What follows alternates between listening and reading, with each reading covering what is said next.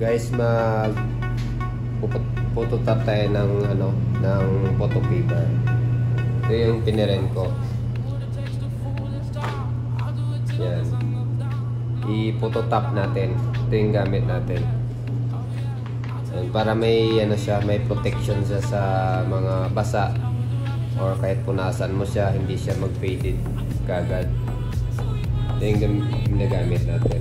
Yung A4 na glossy. Para mas makintab, mas makinis. So ganito lang yun guys. So nagphototap ako.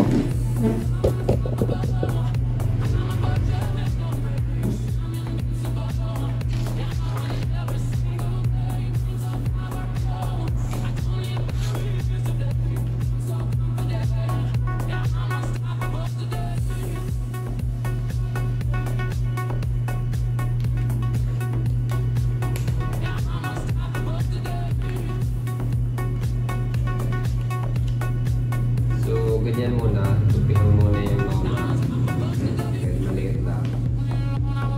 Then yan yung kung ano yung papel, i-sentro nyo muna sa papel or center nyo sa papel. Pwede rin lagpas konti para may allowance, para sigurado. Ikit mo muna sa dito sa isang side. Lagurin mo lang pag ano. Kasama na yan lahat. Tingin mo muna yung mga excess na adhesive. Cut mo muna yan kasi pag nilagay mo yan sa laminator. Ito guys yung laminator. Naka-cold lang siya. Cold lang yan, hindi siya naka-hot kasi para hindi maluto yung sticker, yung transparent sticker. Yan, naka-cold lang siya. Yan.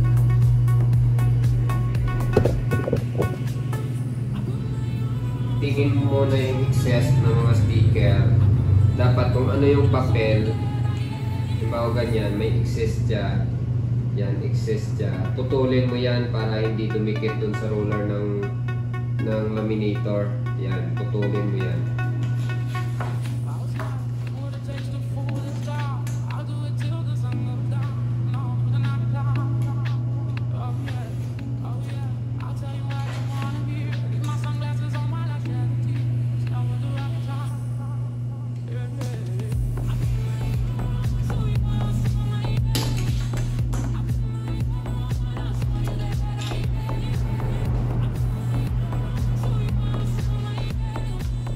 Yan, tupi muna.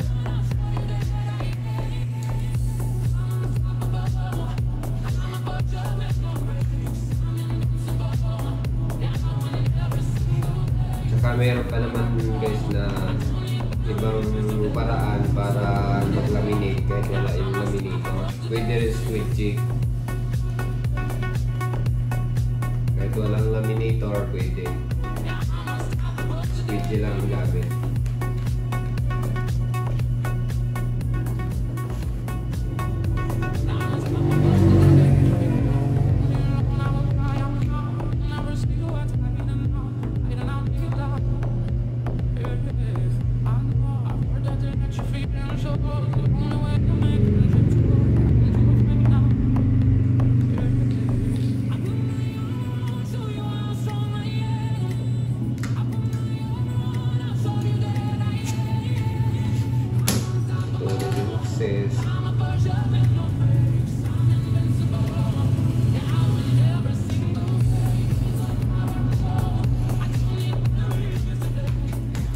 Kasi pag di nyo yan pinotol yung excess, nakadumikit yung sticker, kakainin niya ng laminator.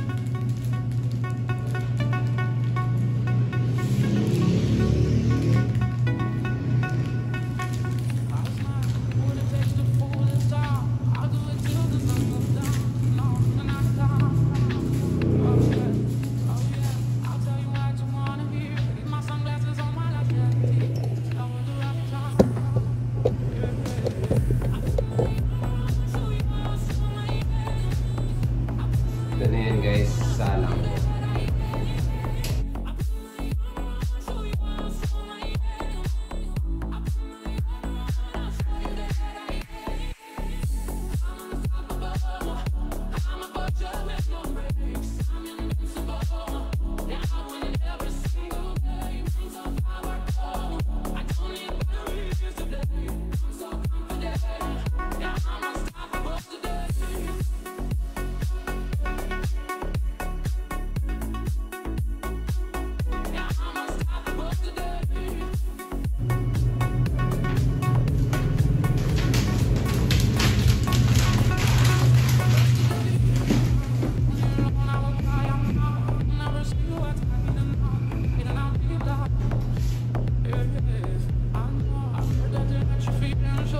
Yan guys, tapos na.